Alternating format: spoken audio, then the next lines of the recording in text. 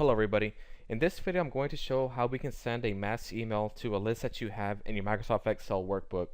Now in a previous video I showed how you can send emails using the VBA Excel environment, but it's using a Microsoft Outlook system. So before getting started, make sure you have Microsoft Outlook set up. This video is specifically for sending emails through Microsoft Outlook, but to a list that you have in your Excel workbook. So from the previous video we had put this code together. I've only slightly modified it where I've replaced the to, the subject, and the body with parameters for the procedure. And the only reason why I did this is so that it's very easy to just change the address, subject line, and body when we're sending out emails. So I'm going to create a different macro. I'm going to do record macro, and I'm going to call this send mass email and hit OK. And I'm going to do stop recording. Just go to the macro so I can edit it out. And here we have a blank send mass email macro, and this is what we're going to do. From the list that I have set up, the emails start with A2 and it goes all the way down to A6. And so what I'm going to do is do row number is equal to 1. I'm going to create a loop that goes through each row.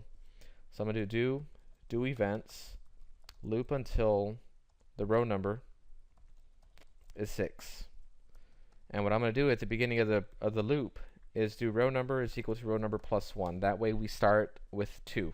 Since we have 1 initiated, 1 plus 1 is going to be 2. So we'll start off with row 2, and it will execute until we are down to row 6. Now since your distribution list will probably be changing a lot, you may want to write some code that figures out what the last row is in the workbook that has data in it. If you're not sure how to do that, look up one of my videos for finding the last row with data in an Excel workbook. But to make code simple here, this is the way we're going to set this up. It's going to be send email, and it's going to be sheet1.range. It's going to be column A and the row number. And then the subject line, I didn't put an input for the subject line, but we'll just call this is a test email. That's going to be the subject.